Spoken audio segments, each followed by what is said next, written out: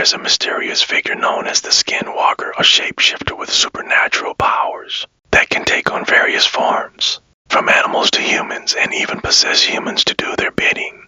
The Skinwalker is said to be a malevolent being, feared and revered by many, and their legend has only grown stronger with time, captivating our imagination and instilling fear in our hearts. When people claim to have encountered a Skinwalker, they often share similar experiences, an unsettling feeling of being watched, hearing strange noises, and witnessing unexplainable events. Some report feeling an intense, paralyzing fear as if they're being stalked by an unseen predator. Others claim to have seen shadowy figures lurking in the corners of their homes, or heard disembodied voices whispering in their ears.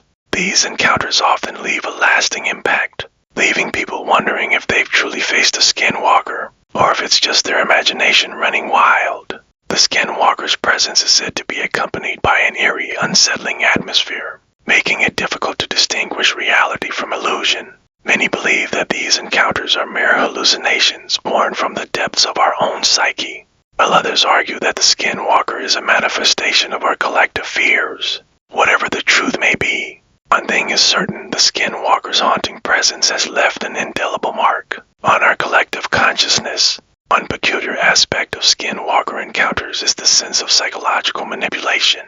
People often feel like they're being toyed with, as if the Skinwalker is playing a twisted game of cat and mouse.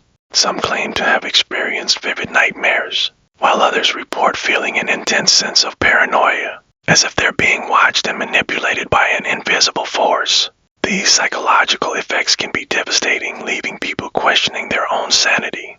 In many Native American cultures, the Skinwalker is seen as a symbol of chaos and destruction, a harbinger of doom that brings darkness and despair. However, some believe that the Skinwalker can also be a symbol of transformation, a catalyst for change that pushes individuals to confront their deepest fears and desires. Whether you view the Skinwalker as a malevolent entity or a symbol of transformation, one thing is certain: its presence is always accompanied by an aura of mystery and intrigue. One of the most gripping stories I've come across is that of a young woman who claimed to have been stalked by a Skinwalker for weeks. She described the Skinwalker as a tall, imposing figure with glowing eyes, always lurking in the shadows, watching her every move. The woman reported feeling an intense sense of fear and paranoia, as if the Skinwalker was waiting for the perfect moment to strike. One fateful night, she claimed to have seen the Skinwalker standing in her bedroom, its eyes fixed on her with an unblinking stare. The woman was convinced that she was on the verge of being possessed, and it was only through sheer willpower that she managed to resist the Skinwalker's influence. The Skinwalker's presence can be felt in every aspect of our lives, from the way we perceive reality to the way we interact with the world around us. The legend of the Skinwalker serves as a reminder that there are forces beyond our understanding, forces that can challenge our perceptions and push us to the edge of sanity. Whether you believe in the Skinwalker or view it as a mere myth, one thing is certain: its presence is always felt, lurking in the shadows, waiting to pounce. As we delve deeper into the world of the Skinwalker, it's clear that the line between reality and myth blurs, and we're left questioning what's real and what's just our imagination. The Skinwalker's haunting presence is a testament to the power of folklore and the human experience, a reminder that even in the darkest corners of our minds, there's a spark of mystery and intrigue waiting to be explored. If you've had a similar experience with the Skinwalker or any other supernatural entity, share your story in the comments below. And if you're ready for more spine-tingling tales of the paranormal, be sure to check out my next video, where I'll be exploring another fascinating topic in the world of the unknown. Thanks for watching. Part 1: The Silent Visitor. It started with the stories, those whispered tales passed between the Navajo, of creatures that crossed the boundaries of nature and the supernatural. But for me, it was nothing more than a story until that night. You see, animals aren't supposed to talk. They're not supposed to whistle in the dead of night. And yet, it was the strange and unexplainable that became my reality. I had just moved to a small house on the outskirts of New Mexico, a desolate stretch of land that looked more forgotten than inhabited. It wasn't long before the locals began sharing stories about the Whistler. At first, I brushed it off. They were merely trying to unsettle the city guy new to the desert. The first time I heard the whistle was around 3:03 a.m., echoing from beyond my front porch. It was soft, almost melodic, but there was something about it that raised every hair on my neck. Da-da-da-da-da-dum. The sound came from somewhere in the distance, eerie yet persistent. I thought maybe it was the wind. But then, it grew louder. That night, curiosity gnawed at me, and I found myself pacing toward the window. As I reached to pull back the curtain, a voice in my mind, a voice I hadn't heard in years, whispered, "Don't look." It was my mother's voice. Strange as it seemed, I obeyed. My hands froze mid-motion, heart pounding.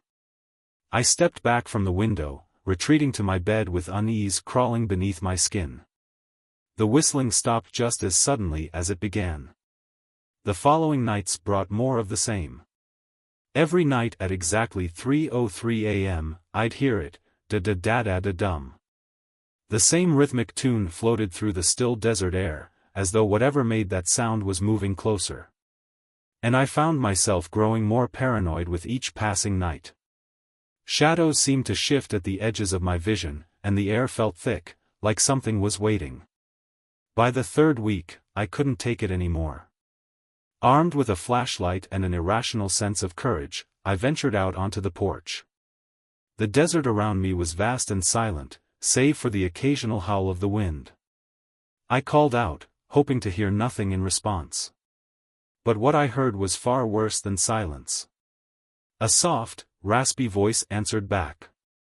"I know you're there." I froze. It wasn't a human voice, but it wasn't fully animal either. The sound was a twisted mockery of speech, like an animal attempting to speak.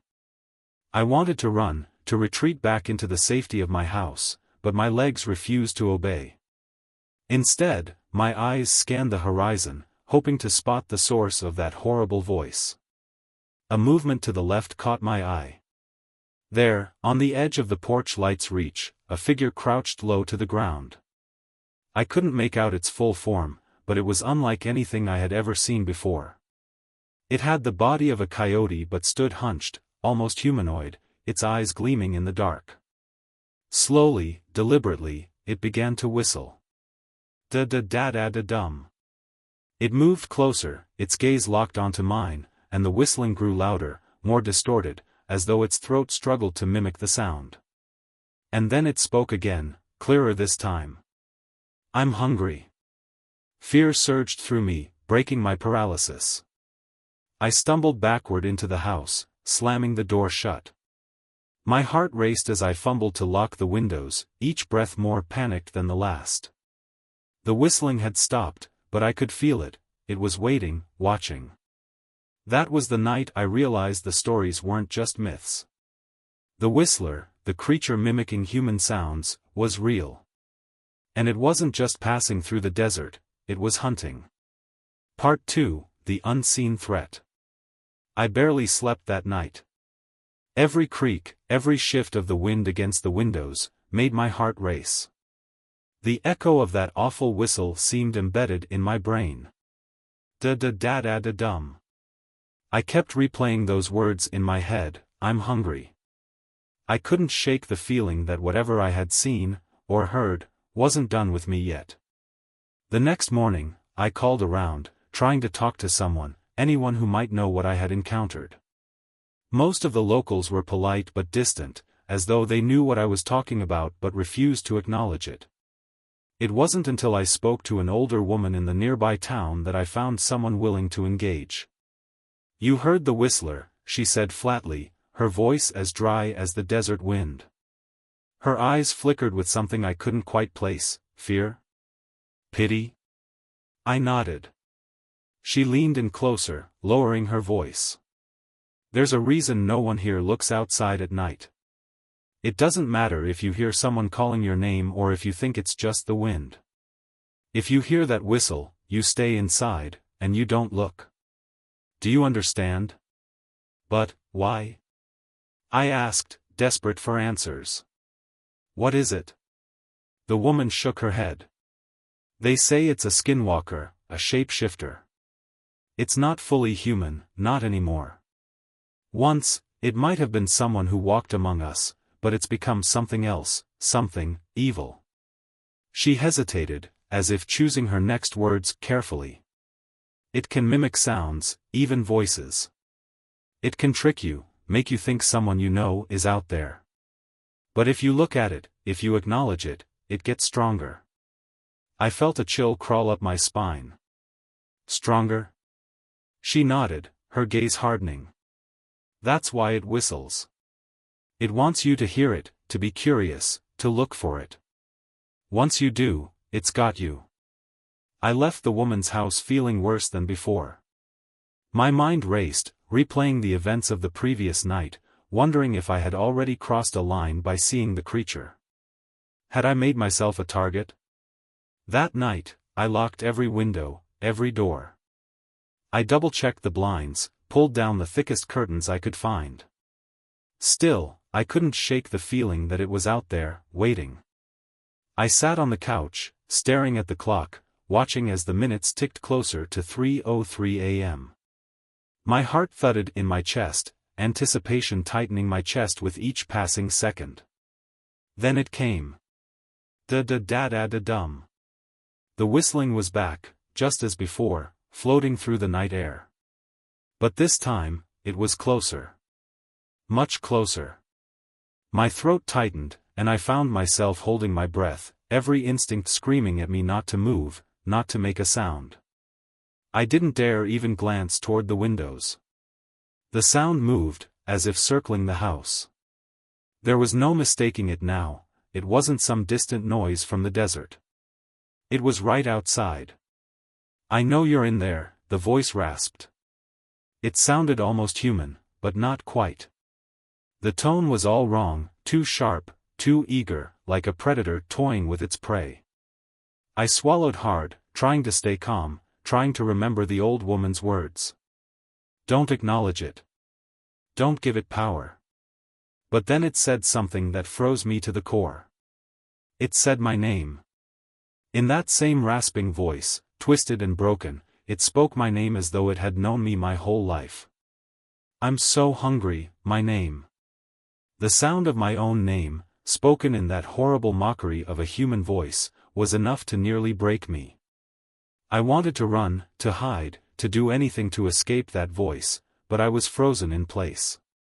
The whistling resumed, and for a moment, I thought I heard footsteps, soft, padded steps, as though something with 4 legs was circling the house, searching for a way in. The shadows outside the windows seemed to shift, to grow darker, but I couldn't tell if it was just my imagination or something far worse. "I know you're scared," it whispered, almost tenderly now, as if trying to soothe me. "Just let me in. I won't hurt you, much." Suddenly, there was a sharp tap at the window nearest the door. I jumped, nearly screaming, but bit down hard on my lip to stay silent. The tapping continued, slow and deliberate, like fingers tapping glass. "Please, let me in." The voice had shifted, it wasn't just the rasp anymore. It sounded like someone I knew. My mother. How could it be? I hadn't heard my mother's voice since she passed away years ago, and yet, here it was, perfectly mimicked. "Please. I'm so cold out here." I shut my eyes tight, willing it to go away. I knew it wasn't real. I knew that wasn't my mother. The tapping grew more insistent, more desperate. The voice begged. "Why won't you open the door? It's me, it's your mother." I had to stop myself from answering. It knew. It knew my weaknesses, my fears. This thing, this creature, it was playing with me, pulling at the most fragile parts of my mind. And then it went silent. The whistling stopped. I waited, holding my breath, straining to hear any hint of movement. My skin prickled with dread. The silence was worse than the noise. Finally, the voice came again, quieter this time, right outside the door. "I'll be back. And next time, you will let me in." Part 3, A Pact with Darkness. The next morning, I sat at my kitchen table, staring blankly at my untouched cup of coffee. My mind kept replaying the events from the night before, the voice, the tapping, the way it knew things about me that no one else should. My hands were trembling, and I couldn't stop thinking about the final words that creature had spoken, "I'll be back." I was out of my depth. Whatever was stalking me wasn't just a figment of my imagination. It wasn't something I could explain away as sleep deprivation or desert isolation. It was real. And it wanted in. I needed help. But where would I even start? The older woman in town had given me some advice, but I could tell she was holding back. She knew more than she let on, and I intended to find out exactly what. The drive to her house seemed longer this time, the roads emptier, the sky more oppressive. I parked out front and knocked on the door. The sound echoed in the stillness of the morning, and after a few seconds, the door creaked open. The woman stood there, her eyes narrowing when she saw me. "You saw it, didn't you?" I nodded, swallowing hard. "It knows my name. It's been outside my house every night, and it talked to me." She sighed deeply, stepping aside to let me in. The house smelled faintly of sage and something else, something earthy and old. "I told you not to acknowledge it. Once it knows you've seen it, it gets harder to escape." I sat down in her small, cluttered living room, the weight of her words pressing down on me.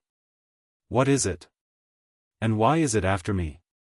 She sank into a chair across from me, her hands folding in her lap as she spoke. "What you're dealing with is ancient. Older than the stories, older than the land itself. We call it a skinwalker, but that's just a word. It's a shapeshifter, something that can move between forms, between worlds. It takes on the guise of animals, people, but it's never truly what it appears to be." Her gaze met mine, and for the first time, I saw fear in her eyes. "Once it marks you, it won't stop until it gets what it wants." I felt a chill run through me. "What does it want?" She hesitated, then said quietly, "You." The room seemed to shrink around me, the walls closing in as her words hung in the air. "Why? Why me?" "It's not about you specifically," she explained. "It's about the power it gains from fear, from control. These creatures feed off the terror of those they haunt. Once you show fear, once you acknowledge their presence, it's like opening a door." I couldn't stop shaking. But how do I stop it? How do I make it go away?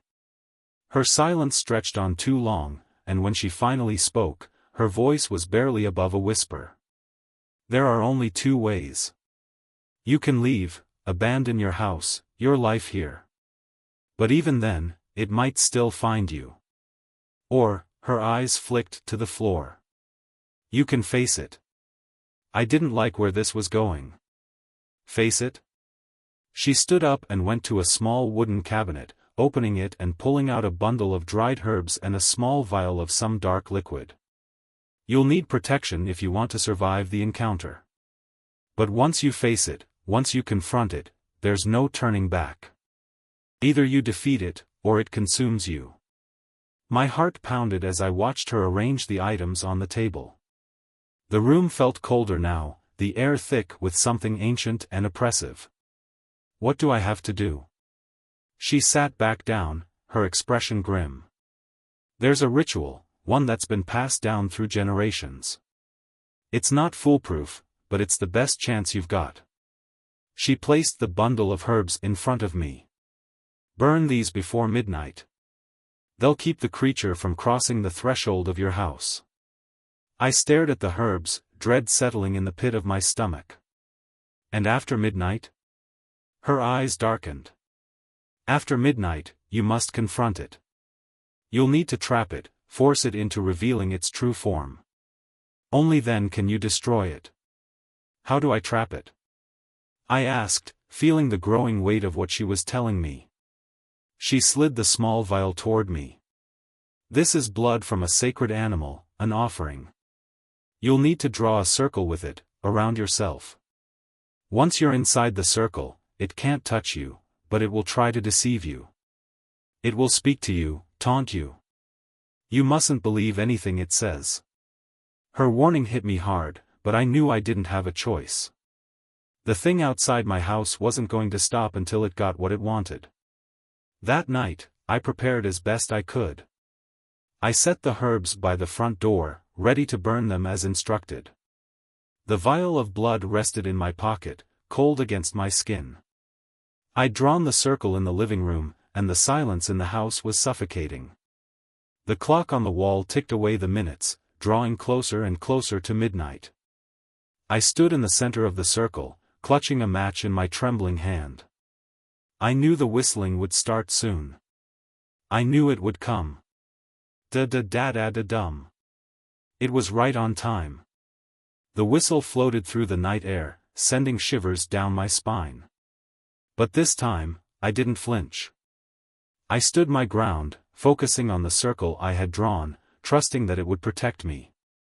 The whistle grew louder, and then the tapping began again, just like before, light at first, then more insistent. But I didn't move. I didn't acknowledge it. "I know you're in there," the voice called out, low and taunting. It was the same rasping sound from the night before, but there was something different now, an edge of frustration, of anger. "Let me in, my name. I'm not going to hurt you." I clenched my fists, keeping my eyes fixed on the ground, refusing to respond. The tapping grew more frantic, the sound spreading to every window, every door. It was circling the house again, growing angrier, more desperate. And then it stopped. Silence. I barely had time to register the change before the front door exploded inward with a deafening crack. The force of it sent me stumbling backward, nearly breaking the circle. I looked up, and there it was. The creature stepped into the house, its form shifting, twisting between the shape of a coyote and something vaguely human. Its eyes gleamed with malice, and its mouth stretched into a grotesque smile.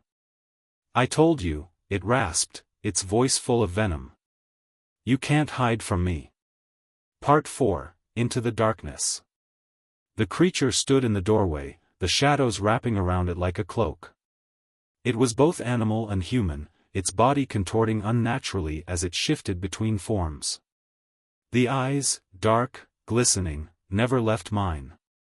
Even though I was inside the circle, the sense of danger was overwhelming, suffocating. It smiled, the edges of its lips curling back in a way that wasn't meant for a human face. The whistle that had once sounded distant and haunting now rose from its throat, distorted and jagged. It wasn't trying to hide anymore. This was its true self, or at least as much as it wanted me to see. "You've been very brave," it hissed, taking a step closer. Its voice still held that mocking tone, still playing with me like a cat toying with a mouse. "But bravery won't save you now." I forced myself to stay calm, to remember the words of the old woman. The circle would protect me. As long as I stayed inside it, this thing couldn't reach me.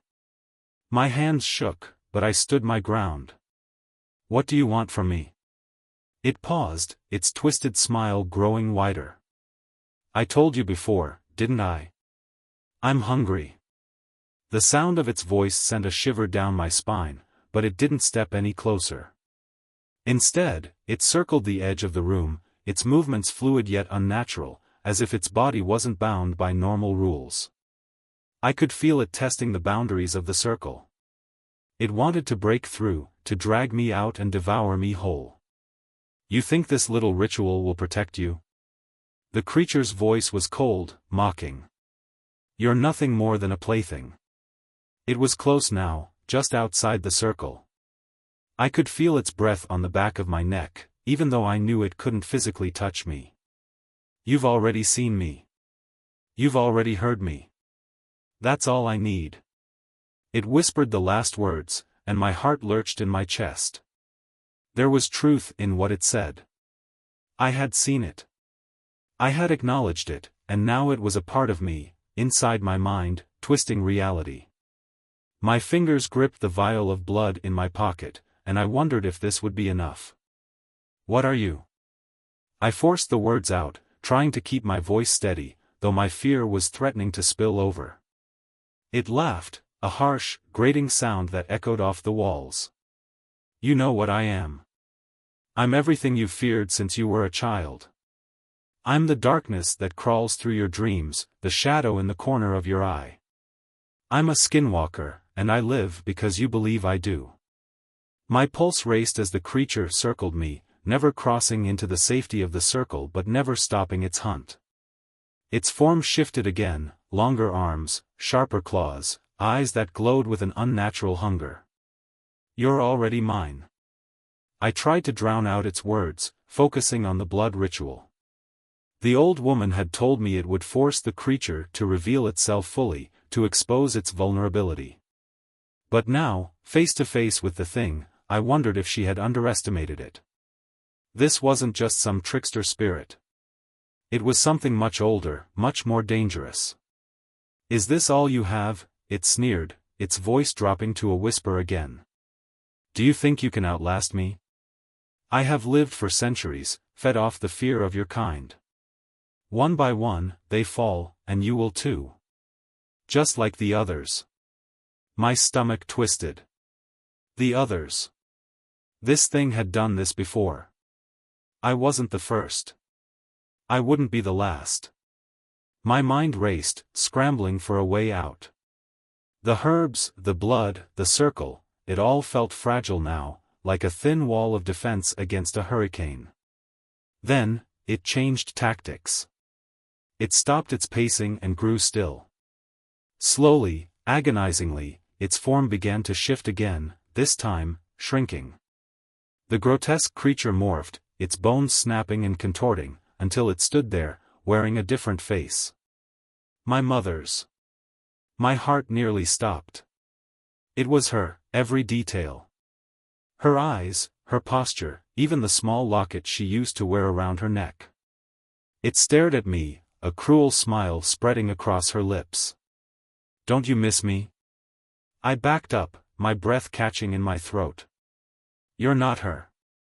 Oh, but I am, it said, stepping closer. I know everything about you. Everything about her. The way she used to read to you at night, the way she used to tuck you in. I can be her again.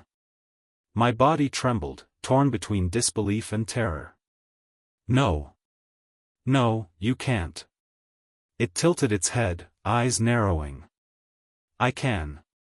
I can be everything you've ever wanted. Just let me in. Its voice was soft now, coaxing, like a lullaby. You don't have to be afraid anymore. My grip tightened on the vial of blood. This was its trick. Its deception. But seeing my mother standing there, hearing her voice, it was almost too much to bear. I had spent years grieving, and now here she was, offering comfort in the form of a monster. I miss you, it whispered, its eyes gleaming with malice. Don't you miss me too? I couldn't speak.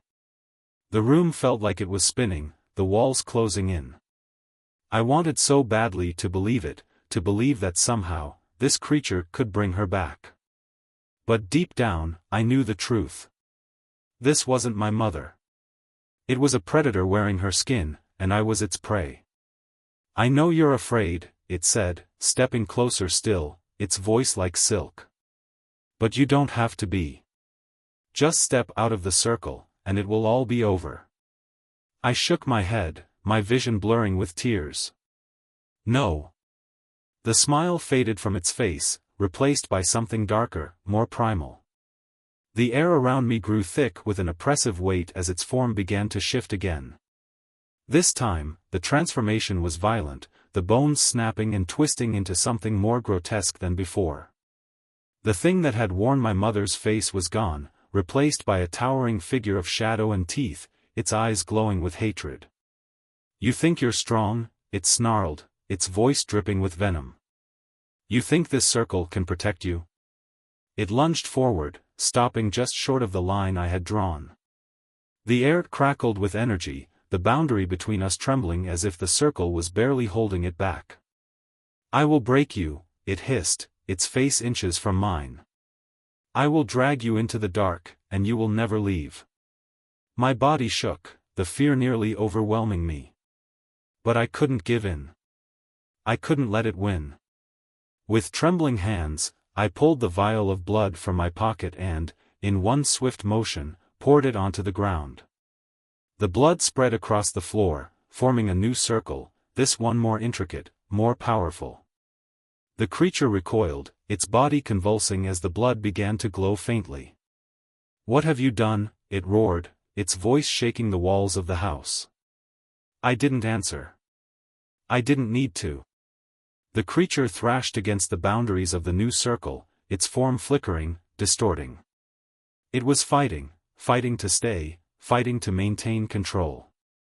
But the ritual was working. Slowly, painfully, the creature began to shrink, its body collapsing in on itself, its grotesque features melting away. Its screams filled the room, a horrible, ear-splitting sound that rattled my bones. The air around me vibrated with an unnatural energy as the creature's form twisted one last time before finally, mercifully, it disappeared. The silence that followed was deafening. I stood there, breathless, trembling, as the weight of what had just happened settled over me. It was gone. For now. Part 5, The Final Revelation. The silence stretched on for what felt like hours. The house, once so heavy with the presence of that thing, now felt eerily empty. I collapsed to my knees, the weight of everything hitting me at once, fear, exhaustion, disbelief. I had survived. I had faced the skinwalker and somehow, impossibly, I had won. Or at least, that's what I wanted to believe. The circle of blood was still faintly glowing beneath me, a reminder of the battle that had just taken place. My body shook as the adrenaline began to wear off, leaving me drained and hollow. The creature was gone, but the terror it had sown inside me remained. I stayed in the circle for a long time, afraid to leave it, afraid that the moment I did, the thing would return. Its words echoed in my mind, a haunting reminder of the power it had held over me. Asterisk, I will break you. I will drag you into the dark. Asterisk, was it really gone? Could something that old, that powerful, truly be destroyed? Eventually, as the first light of dawn crept through the windows, I forced myself to stand. My legs were weak, trembling beneath me, but I couldn't stay there forever. I had to see if it was truly over. I crossed the boundary of the circle cautiously, half expecting the creature to reappear the moment I stepped outside of its protection. But nothing happened. The air felt lighter now, and the oppressive presence that had suffocated me for weeks was finally gone. I went to the window, pulling back the curtains. The sky was a soft gray, the desert stretching out endlessly before me. There was no sign of anything unusual, no trace of the creature that had haunted my nights. It was as if the whole ordeal had been some kind of fever dream. But the truth, the reality of what had happened, clung to me like a shadow. I knew what I had seen. I knew what I had faced. The skinwalker, whatever it truly was, had left its mark on me, and I didn't know if I would ever fully recover from that. Days passed, and I began the slow process of rebuilding my life. I no longer heard the whistling at night, no longer felt the eyes watching me from the shadows. For the first time in what felt like an eternity, I could sleep without fear. But even in sleep, the nightmares followed me, dreams of twisted creatures, of shadows that whispered my name. I would wake in a cold sweat, my heart racing, convinced that it was still out there, waiting for the right moment to return. I knew I couldn't stay in that house any longer. The desert, once so peaceful and inviting, had become a prison, and the memories of that creature were burned into every corner of the place. I needed to leave. I needed to escape. But leaving wasn't as easy as I thought. The morning I packed up my things, the air felt different. The sun was shining, the desert was calm, but there was an unease in the pit of my stomach that I couldn't shake. As I loaded the last of my belongings into the car, I took one final look at the house. It looked so ordinary, so normal, as if nothing had ever happened there. But I knew better. The house had seen things. I had seen things. As I turned to leave, something caught my eye, a figure, standing just at the edge of the desert, far in the distance. My heart leapt into my throat. It couldn't be. The creature was gone. I had defeated it. I squinted, trying to make out the figure. It didn't move, didn't come any closer. But it was watching me. I knew it. I stepped back toward the car, my pulse racing. The figure remained still, a shadow against the horizon. And then, just as I was about to get in, I heard it. Da-da-da-da-da-dum. My blood ran cold. The whistling was faint, almost carried away by the wind, but it was there. No. This couldn't be happening. Not again. I slammed the car door shut, my hands shaking on the wheel. I had to get out of there, now. I drove as fast as I could, my eyes glued to the road, refusing to look back. But the whistling, it followed me. Faint, always just on the edge of hearing, but there. Days turned into weeks, and still, I couldn't escape it. No matter where I went, no matter how far I traveled, the whistling was always there. Sometimes it was louder, sometimes it was barely audible, but it never truly left me. The nightmares grew worse, more vivid. I dreamed of the creature, of its eyes, of the way it had worn my mother's face, the way it had spoken to me as if it knew every dark corner of my mind. I tried to tell myself it was over, that the skinwalker was gone, but deep down, I knew the truth. I had opened the door. I had seen it. And now it was part of me. I returned to the old woman's house in desperation. She greeted me at the door with a somber expression, as though she had expected me. I could barely bring myself to speak, the words catching in my throat as I told her about the whistling, about the figure I had seen, about how it was still following me, no matter where I went. She listened in silence, her face grave. When I finished, she nodded slowly, her hands folded in her lap. I was afraid this might happen, she said quietly. The skinwalker, it doesn't just haunt places.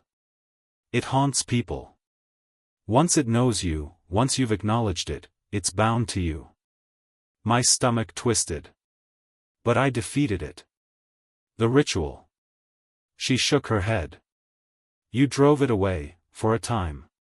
But it's still out there, waiting. Watching. I felt a cold dread settle over me. So what do I do? How do I stop it? Her eyes met mine, and I saw a sadness there, a kind of resigned acceptance.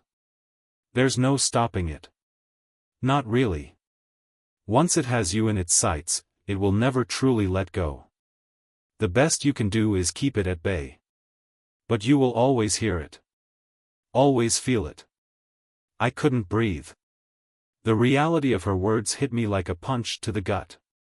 This thing, it would never stop.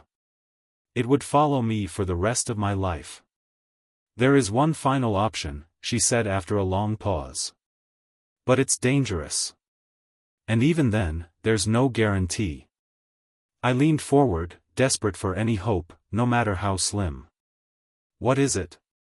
Her voice dropped to a whisper, as if speaking the words aloud would invite the creature into the room with us. You must go to the heart of where it was born. The place where it was first summoned, first given form. Only there can you break the bond. I swallowed hard. And where is that? She looked at me, her eyes dark and distant. The desert. Far from here. Deep in the land where the skinwalkers first roamed. That night, I packed my things and set off into the desert, following the woman's cryptic directions. The journey would be long, dangerous, but I had no choice. I couldn't live like this, always running, always looking over my shoulder, haunted by a creature that refused to let me go. The desert stretched out before me, vast and empty, but I knew it wasn't truly empty. Somewhere out there, the skinwalker waited. The whistling was faint now, barely more than a memory on the wind, but I knew it would grow louder the closer I got. And so I drove, deeper and deeper into the darkness, knowing that at the end of this journey, I would either find freedom or face the creature once and for all. Because animals aren't supposed to talk. But this one would never stop speaking to me. End.